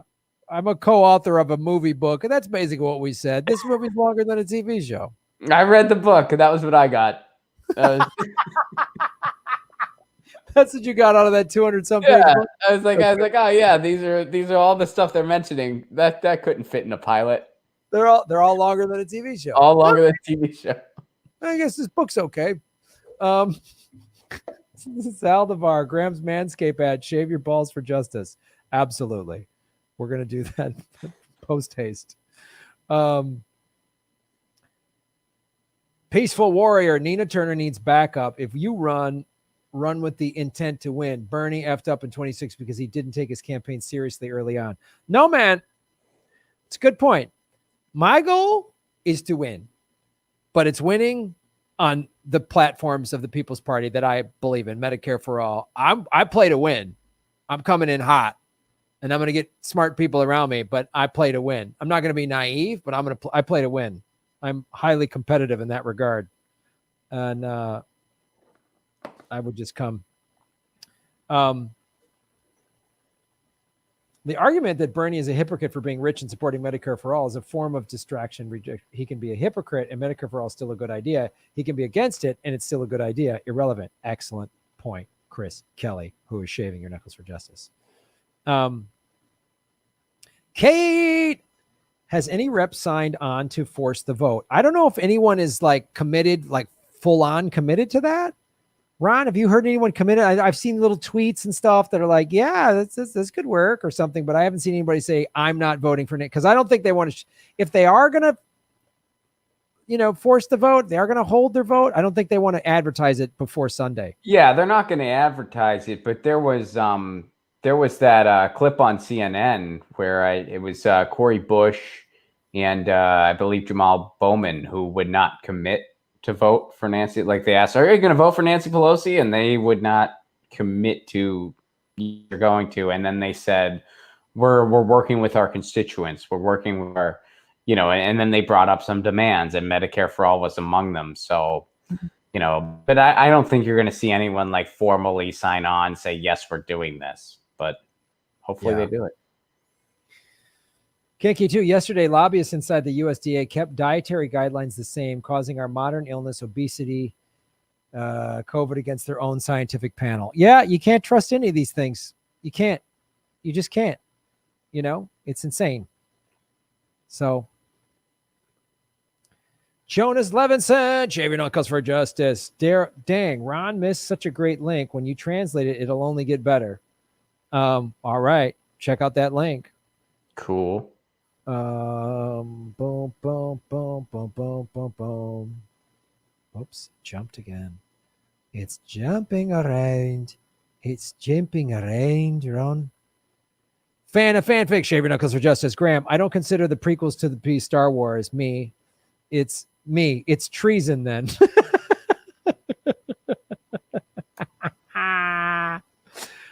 Yes, I think the prequels are treason. And when I'm in Congress, I'm going to outlaw them and make anyone involved. I'm going to put them in Guantanamo Bay. You heard it here first. Did you like the other, like the after ones, like the Rogue One era stuff? Yes, I did. Those are fun movies. Yeah, I liked all the after ones. I know some people they're still like no, but I'm like, they're good movies. I enjoyed them. What can you do? They were fun. They were great. The newest one I thought was a little cheesy, especially like what they did with Luke. I thought it was a little on the cheesy side, but I still overall liked the movie a lot. But man, I always say go back and watch A New Hope that came out in 1977. I saw that in the theater 14 times as a kid. I loved it, but you watch it now and it's like there's a lot of cheesy stuff in that movie. There's a lot of like hokey stuff in that movie. It's not a perfect. It's just iconic and amazing, and it changed everyone's lives. But it's not like you don't go back. Like I go back and watch The Godfather, and that movie is flawless. It's flawless. What movie is that? I've never heard of that. What's that called? Oh, Ron Placone, how dare you? No, I've seen The Godfather. I've never seen the third one. That I've not done. I know. Well, I didn't care for the second one. So, but yeah. What? I didn't like the second one as much. I liked the original better. We're going back years, so don't expect me to remember all the details. But no, I get it. I mean, the Ramones. I don't know. They seem a little. I didn't really get the Ramones. I mean, I didn't hate it. I just preferred do you like the second one better than the first one? The second one is the greatest sequel ever made. Really? All right. I'll revisit it. All right. Okay. Maybe I don't know. I didn't like it as much as the first one. I'll say this about it, Ron. It's longer than a TV show. All right. Well, now I know how much time to set aside. But I don't know. I mean, I don't know, man. The first Godfather, that's just like a perfect movie. I thought. It's a perfect movie. Yeah, I don't know. I didn't. Yeah. Maybe I need to give the second one another whirl. I didn't dislike it. It wasn't like, the first one really was such a force. Right.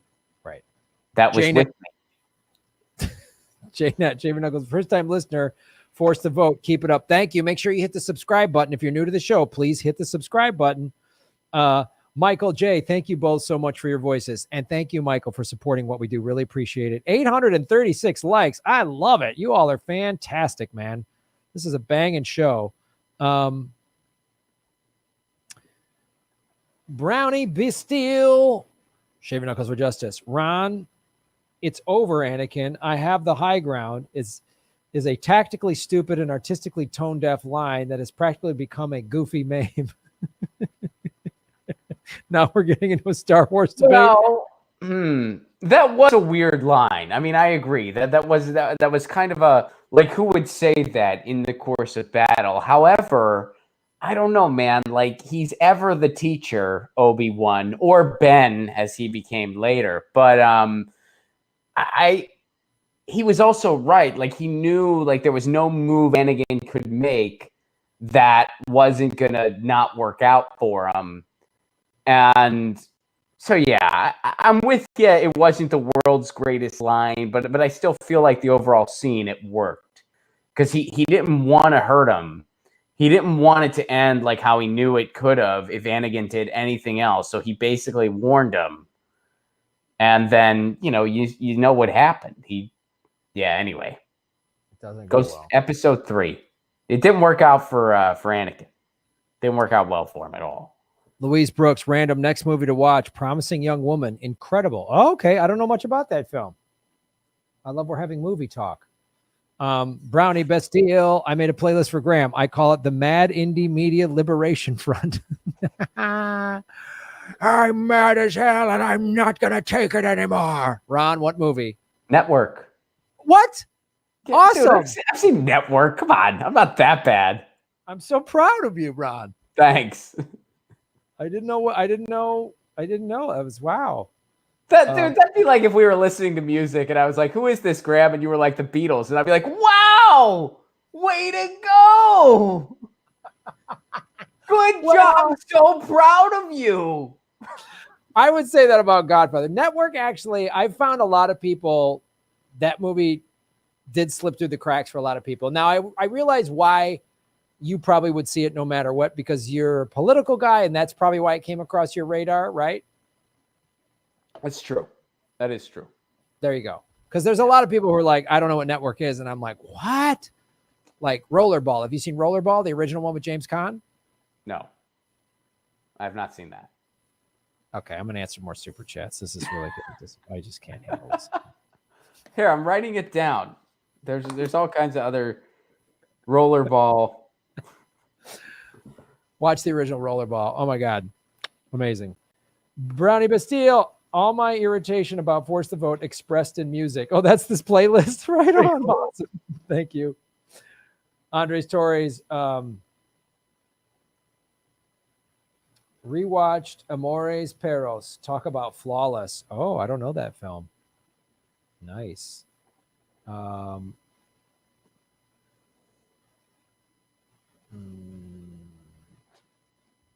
right, let's make sure. Actually, I have a segment I want to do, Ron. Oh, look at you. I got a segment. Jonas Levinson, shaving your knuckles for justice. Settling the dispute. Star Wars is a but. Meant to say a but Star Trek is enlightened and a better show.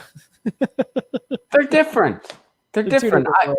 I'm not a connoisseur on either, but I like both. Like I'm not one of those people that can really talk a ton about either, but I enjoy them both. I like the Star Trek TV show. My parents had the VHS of all of them when I was a kid, so I got into it, a lot as a kid. So then I got into Next Generation. Deep Space Nine, I kind of wasn't as into Deep Space Nine when it came out. I just couldn't get into it as much. And then I enjoyed all the movies, That's nice. The movies are, of course, longer than the TV shows, so that was a bonus right there. I noticed that as a kid. I like when I'd be like, well, I've been in this theater longer than if I just watched an episode. Your sense of time is amazing, Ron. I mean, it's inspirational. That was how I measured everything in either movie or TV show. They'd be like, how much time is left in math class? And I'd be like, dude, we got about a quarter of a TV show, then we're out of here. Your dad would be like, Ron, the drive to your grandmother's house is basically like 2 TV shows and half a movie. And you'd be like, all right, I can do that. No, man, she lived nearby. It was a commercial break. Right, my grandma's house was short. Oh, shit. Fan of fanfics. What's up? Double knuckle shaving. If we're going to talk about awesomely cheesy films and Francis Ford Coppola, got to bring up Bram Stoker's Dracula. It's super cheesy, but I love it. Yes, it is. Yes, it is. Yes, it is. Matt S. Are you shaving your knuckles for justice, Matt? Can you make a modern James Bond movie today with the classic tropes? Would today's culture allow it? Thanks, guys. I'll take my answer off the air. Yeah, I don't know. Yeah, that's. I mean, they're still making James Bond movies, aren't they? Yes, they are. I couldn't get into Pierce Brosnan as James Bond. Yeah. I really did not like him as Bond. I just thought it was not a good fit for him. No. Or he was not a good fit for the role. Now, who's the newest guy? He's a famous actor, and his name's just not coming to me. His name too. He did a bunch of them. Yeah, I like him. So the new guy's great. I really like the new guy. The new guy's great. The guy, yeah. The guy whose name I remember, not into him, but no, I just thought Pierce Brosnan, James Bond has to have a certain ruggedness about him, and Pierce Brosnan just doesn't have that, and I just didn't think it fit. He had like the suave coolness, but he didn't have any of like the edge. You got to have both, you know, like the good Bonds, they had a little bit of both. Yeah. Like the new guy. The new guy's got both. He's got a great. He's got the suave cool, but he's also got the like, yeah, I'm gonna get my hands dirty. Yeah. So much so I don't even have a name. I think his actual name is 007. The chat's probably going nuts with his name. Oh, the chat, they're saying his name like 5,000 times. They're saying his name like a bunch of times. Jedi Mullet 77. The prequels was about corporate-controlled government that overbloated the military while ignoring the need of the people, creating a BS war led to a dictatorship. Sound familiar? I don't. I don't know where that is. We live in the greatest country in the world. I don't know what you're talking about. Fan of fanfics. Your Chevy Knuckles for Justice. Last chat, but check out the fine print by the Stupendium. It's a space age anti-capitalist anthem, and it's glorious. Oh, I love it. Thanks for these movie suggestions. That might be a song or something. It sounds like it, doesn't it? Yeah. A bit of a song. I'm gonna write it down. Bail Sales, shave him.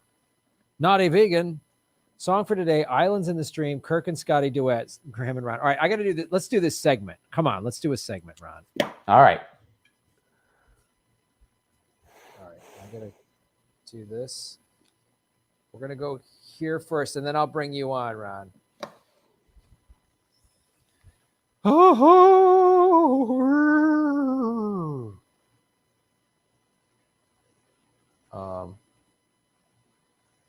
Heavy Star Wars, Star Trek banter in the chat. We started with Force the Vote, and then we went into that.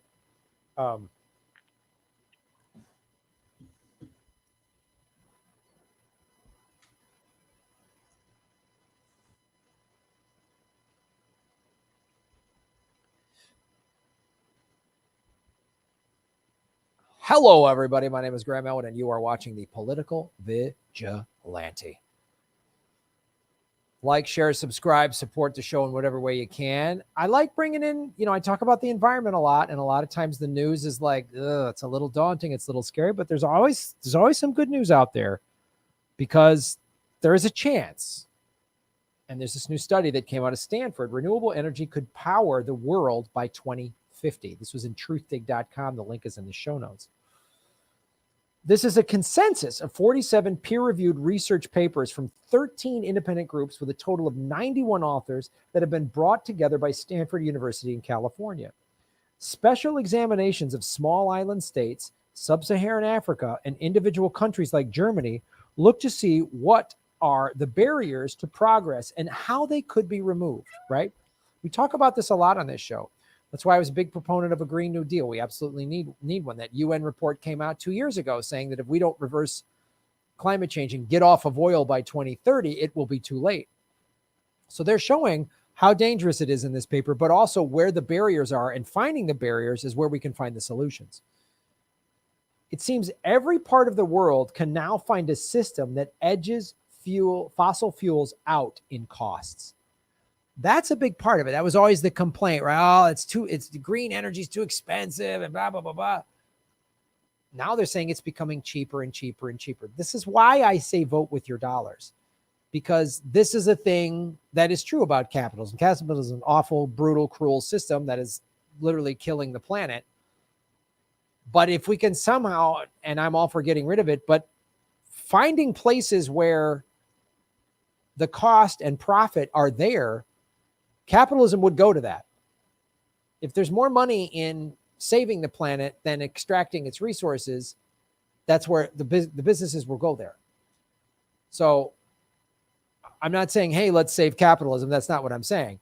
I'm saying when you bring the costs down, then some big corporations wake up. And when their big money wakes up, that can help. Once proper energy efficiency measures are in place, a combination of wind, solar, and water power with various forms of storage capacity can add up to 100% of energy needs in every part of the planet. Well, this is another thing I talk about. There's all these solutions out there. There's wind, solar, as they just mentioned right here. I've talked about videos where there's algae that removes CO2 from the environment at 400 times the rate of trees.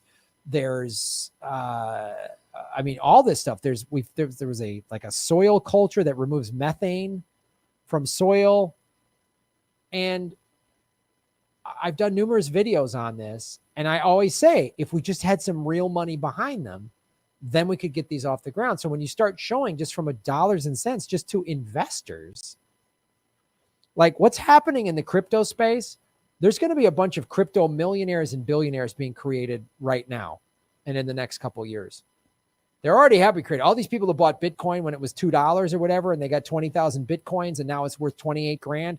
They're billionaires now, or worth hundreds of whatever. Like this big money is coming. So that's one of the things that can happen.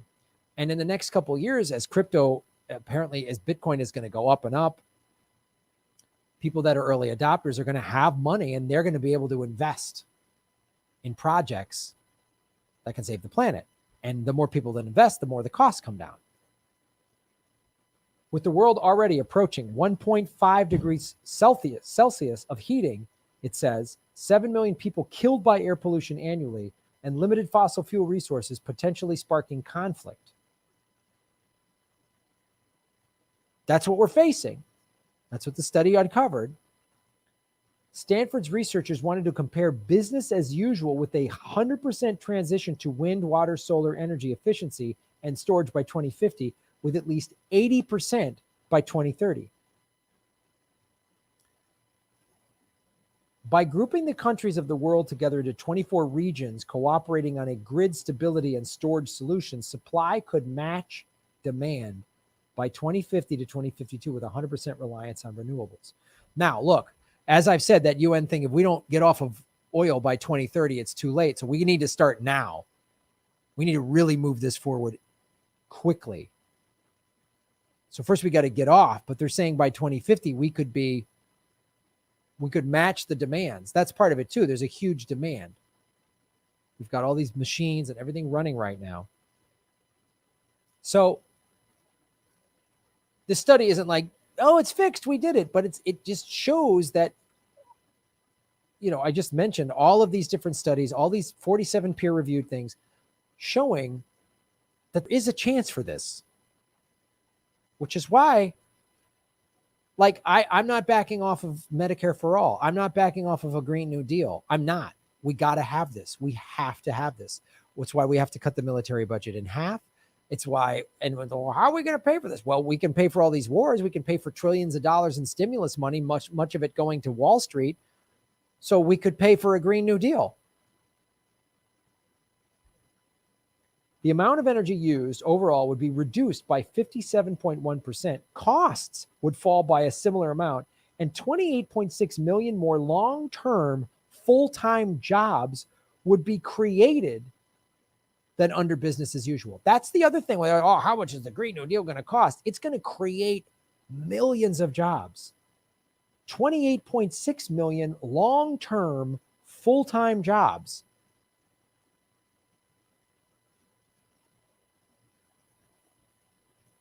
See?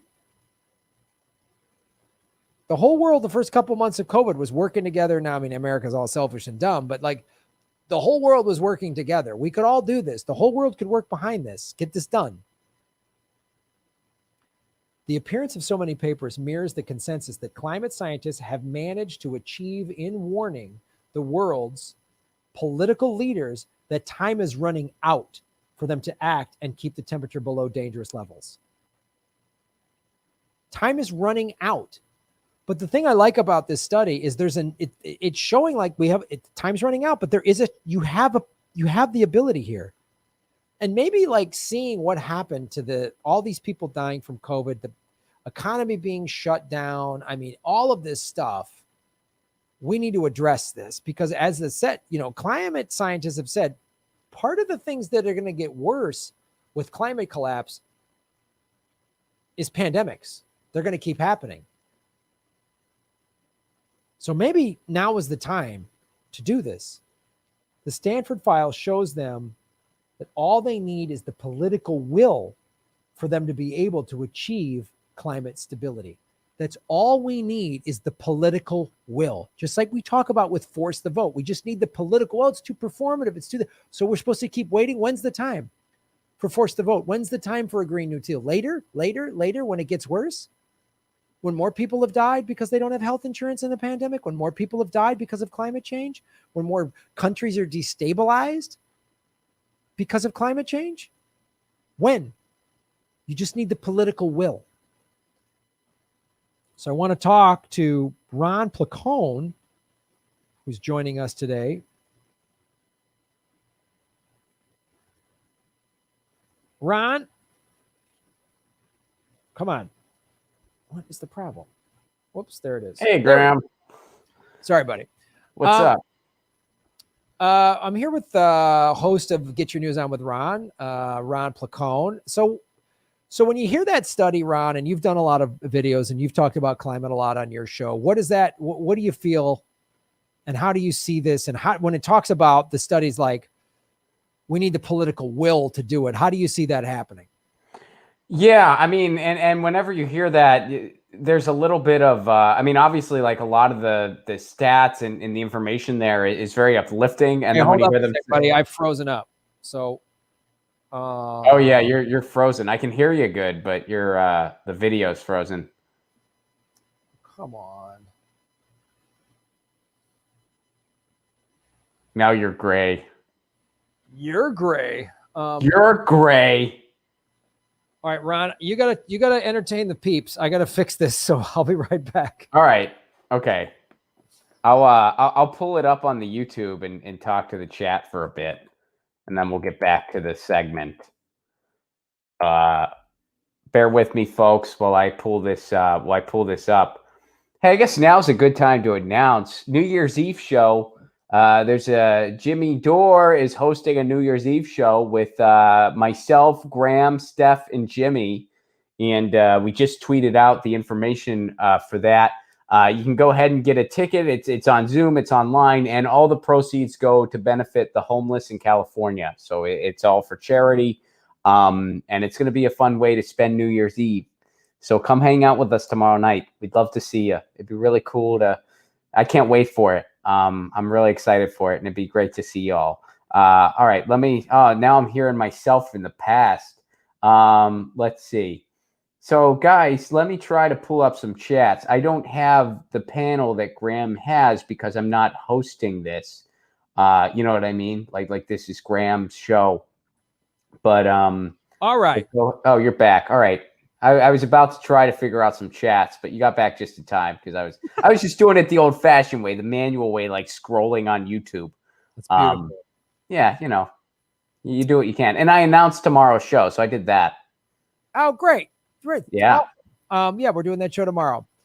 So, hello, everybody. I'm here with Ron Placone, host of Get Your News On with Ron, and we just, Ron, looking at all that information from the Stanford experiment. And one of the things they talk about at the end was we could be completely 100% using renewable energy by 2050.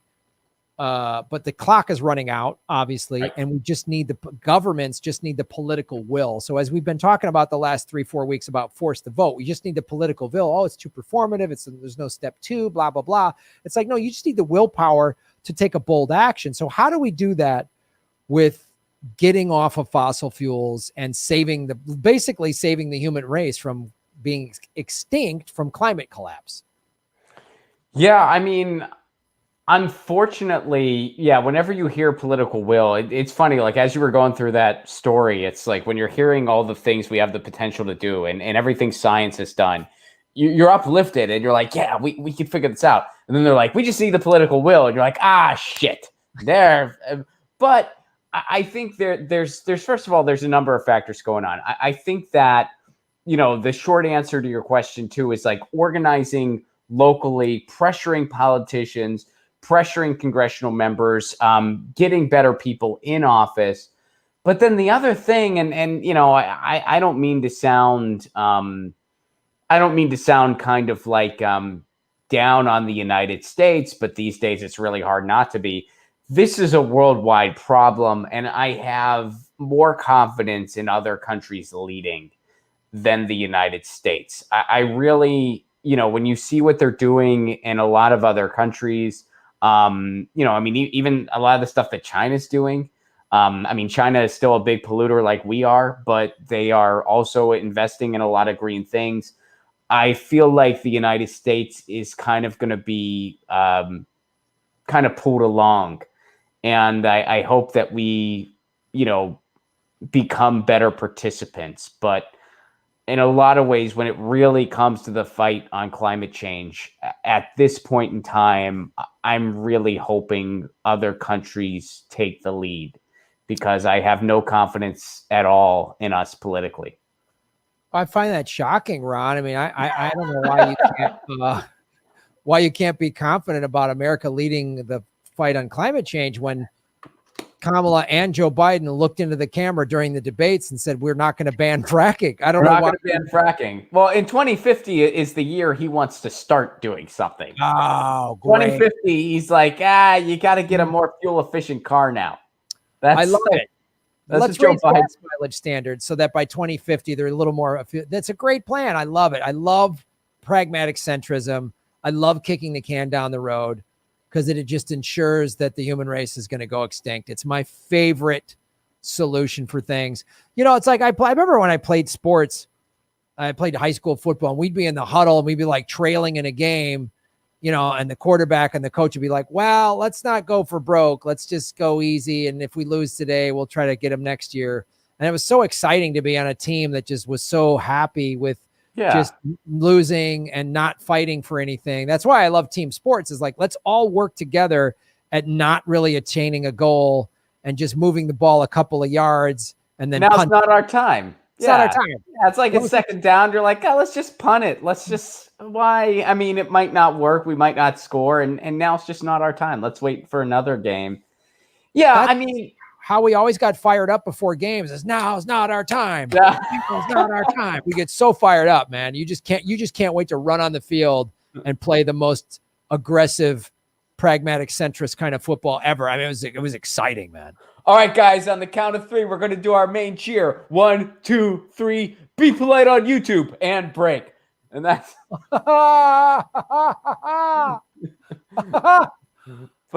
don't get too angry about things that are important. Stop yelling. Yeah. Yeah, man. I mean, and of course, like localized Green New Deals are all great things. I'm very encouraging of those things. I'm very encouraging of action on the state level. But this is one of those things where you need some bold legislation from the powerful. And something needs to be done about the people causing the most pollution in our planet, which are the Amazons of the world and the Walmarts of the world. So, I'm counting on the bolder legislation to start from other countries, and it'll get to the point where the United States just kind of has to follow suit. That's me being honest. Should we try for better than that? Abso-frickin-lutely. But, as far as like where my personal optimism is, it's in countries that are not the United States.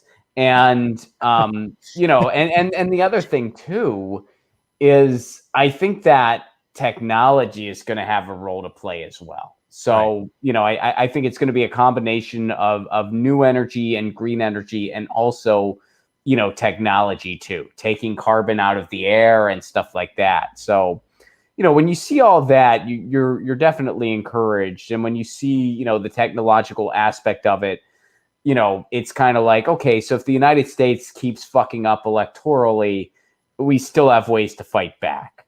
Right.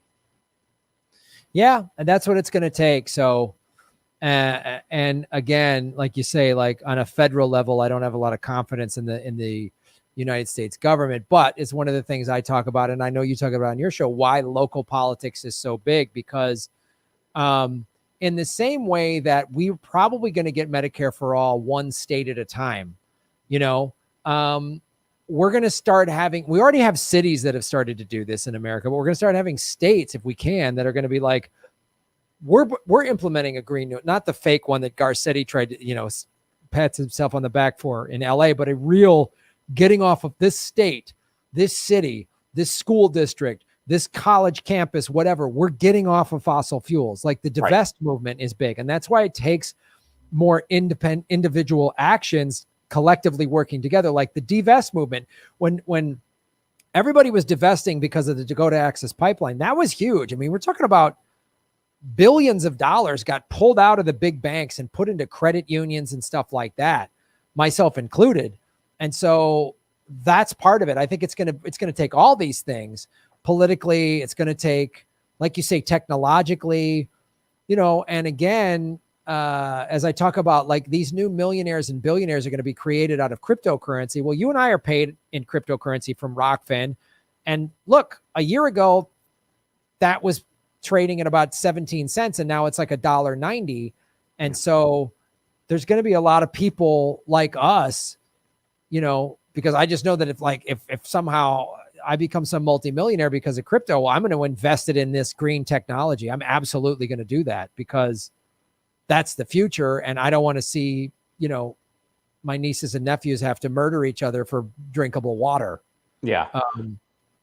And to not come off as like completely doom and gloom, I mean, there are some very powerful entities in this country that are, I mean, there's even a couple Wall Street firms. I'm not saying that I, approve of any of these firms whatsoever. Of course I don't, but they are, not wanting to invest in fossil fuels anymore. Like they're saying, we're not going to invest, like we're not going to have any new fossil fuel investments. That's the past. We're looking towards the future. So even some of the most immoral entities and disgusting entities on the face of the planet are recognizing that they still want to stay on this planet and are getting away from fossil fuel investments. That's not to say that it's been eliminated entirely. Of course it hasn't. But, there is a tide that's starting to shift. Yeah. And I think that's where, like, when I say vote with your dollars on this show, look, they're just thinking about money and dollars and cents. And they might maybe be wising up and not being so insane going, well, if the planet's is on fire, we can't keep selling people bullshit. So maybe we should, Yeah, we can't make money if the planet goes, if we go extinct, we can't make money. Yeah. So it might be, and again, one person doing one thing, okay, whatever. But if we all, that's why boycotts and general strikes and just voting with your dollars, like where you spend your money is a big deal. And so it's, that's why some of these Wall Street companies are divesting and not going with fossil fuels, because they just it's not a sustainable long-term investment because people are just going to be off of it. When you hear like countries like India, we're done, we're not going to have gas cars by the year, it's like 2035. Countries are doing this. General Motors just announced we're going to go all electric by 2030 or something like that. So it's like financially, they're like, there's no money in this fossil fuel thing, which is great. And not that the electric car is the sole solution, because you got to extract a lot of minerals for the batteries and stuff like that. But it to the points that we're making, it is showing on a financial level, this is what most people want. And this is why voting with your dollars makes such a difference and this can bring about the political will. Just yelling at politicians isn't going to do it. But like in this country, it's going to need a third party. It's going to need the People's Party. But there's so many ways to attack this, I think, is what we're saying. Oh, absolutely. And we're in it as one world, and that's kind of encouraging too. I'm not saying that any country has it all figured out electorally. Everywhere in the world has their own problems, but, I think there's, there are some there are some places further ahead than others. Like when you mention what they're doing in India and stuff like that, that needs to continue to increase, because then it strips the financial incentive away from some of the most brutal players in the game of environmental destruction. So right. Yeah, India is a country of 1.2 billion people, and it's one of these emerging markets where you've got, a lot of people are, there's some of them are coming out of poverty and they're having money to spend on stuff, and they're going to want to buy a car now. And that whole country will not, 1.2 billion people will not be able to buy a gas car. So that's a big market that is not going to be buying gas cars, that is not going to be consuming fossil fuels for cars. I mean, that's huge. I mean, so trucks, buses, all that stuff eventually will not be running on fossil fuels in this massive country of India. So it's a big thing. Well, Ron, thank you so much for joining us. Tell us where people can follow you online and watch your show. Well, you can check me out on youtube.com/Ron Placone. You can follow me on all the socials, Twitter, Instagram, @Ron Placone on all of those.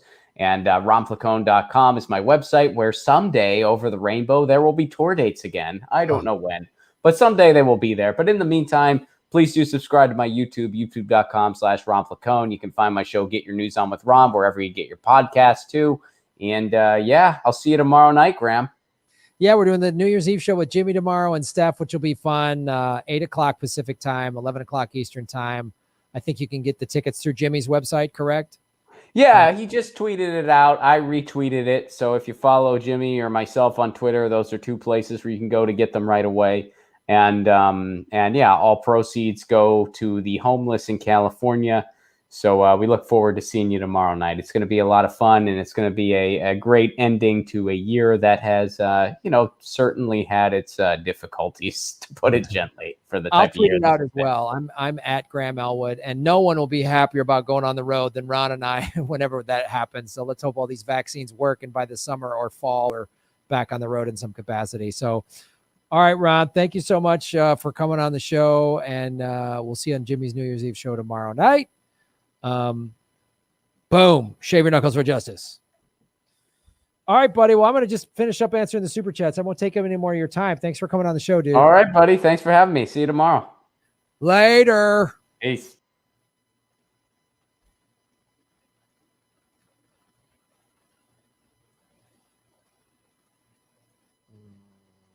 Jedi Bullet 77. Jar Jar Binks was appointed by Nancy Pelosi. That is an absolute fact, and I stand behind it.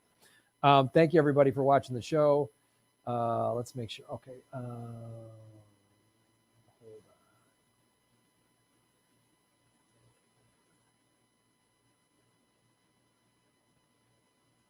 Bill Sales, shove your knuckles for justice, Bill. You'd win. Then Goldman Sachs will hand your opponent the stolen win. Don't run with their fraud. Your election. Yeah, you're right. Got that right. You got that. But over 912 likes. Right on, everybody. Right on. Fantastic. Boom, boom, boom, boom, boom, boom, boom, boom, boom, boom. Matt S. Shave your knuckles for justice, Matt. Thanks for supporting the show. Really appreciate it. The new Hummer is an electric vehicle. Yeah, I saw that. It's all four wheels are gonna be able to like turn at an angle. It's crazy. Crazy to think the biggest gas guzzler electric. Free market made this. No, that's a great point, Matt. That's a great point. And everyone was buying the Hummer 20 years ago and it was a gas guzzler. And now it's like people wanted electric cars. And for all of Elon Musk's crazy bullshit, and we'll coup who we want to coup, and he's a billionaire, you got to give him some credit for putting Tesla into the marketplace that suddenly made electric cars cool and slick and fun, and everybody wanted one. So that's a great point, man. I know you can buy a big, ridiculous Hummer that's all electric, which is just fantastic. One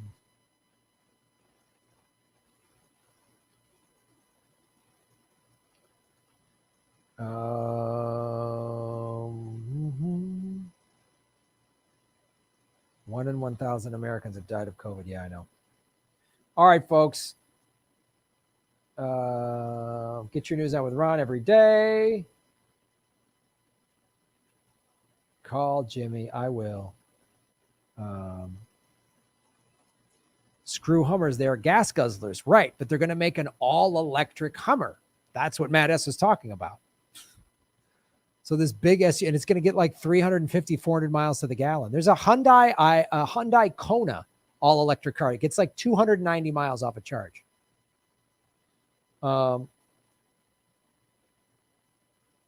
It's not Elon. It's the U.S. demanding electric vehicles. Yeah. Yes, the U.S. is demanding electric vehicles. Absolutely. And again, I'm not some big, I don't like love Elon. I'm super critical of that guy for being a billionaire. But he saw the demand. Absolutely. It was the demand of the and went, I'm going to make a cool electric car. There are all these nerdy cars. I'm going to make a cool one that's fast. And that helped increase the demand. When everyone's like, what's that car? Oh, that's all electric. It's, whoa, wait a minute. That all these people were buying luxury cars that were gas, then wanted a Tesla. So he did help increase the demand. You got to give him credit for that. Yes, he's a billionaire and all that shit. Sam Dean, can Granny Petrol sing Fight for Your Right to Party? You got it, dude. I'm going to go. Granny's going to be right back and we're going to sing. Then I got to eat dinner.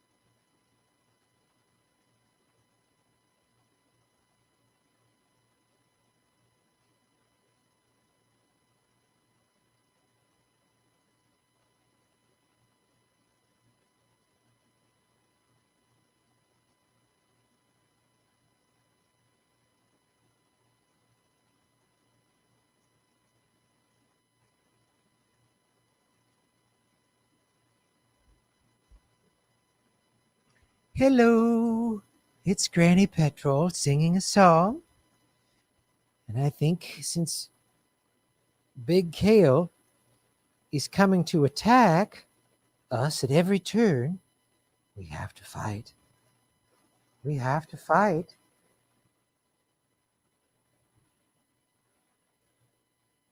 We have to fight for our rights to party.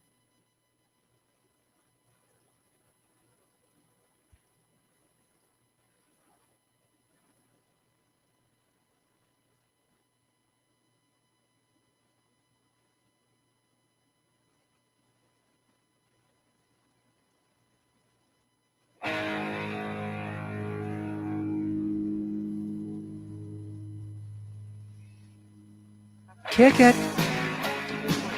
Granny Petrol here, fighting for our right to party. Greta doesn't want us to party, wants us to be angry and skip school. Drinking spinach all the day. You wake up late for school and you don't want to go. You ask your mom, but she still says no. No! You missed 2 classes and no homework. Should have been playing in an oil field. But your teacher preaches class like you're some kind of jerk. You've got to fight for your right to party.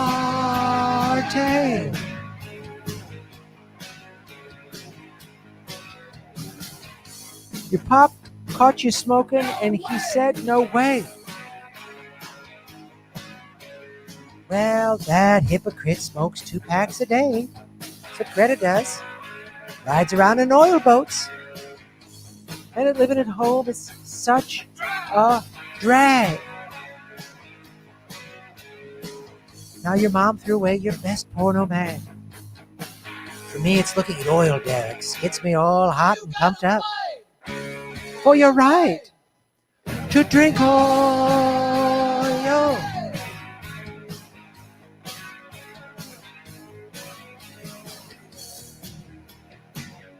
Greta doesn't want you to party. Big Kale doesn't want you to party. They don't want you to stay home and be angry and eat salads. It's all they want you to do. They don't want you to have fun with your friends. Just stay home, be angry at adults. You should be out celebrating, playing in a slip and slide at an oil spill. Don't step out of this house if that's the clothes you're going to wear. I'll kick you out of my home if you don't cut that hair, Greta. Get a short haircut like Granny Petrol. Your mom busted in and said, "What's that noise?" Oh, Mom, you're just jealous. It's the Beastie Boys. Oil drinking fun young lads. You've got to fight for your right to party in a coal mine. You've got to fight to party.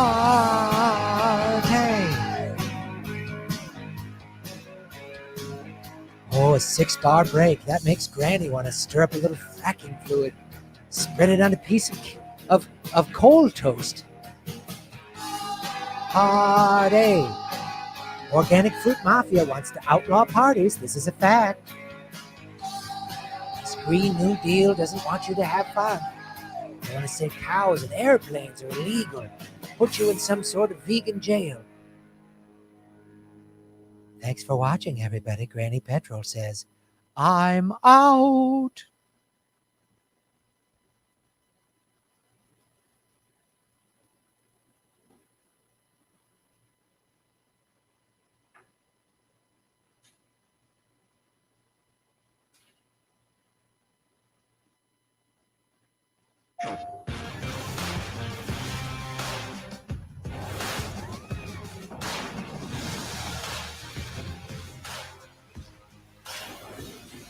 Oh no, there's an advertisement.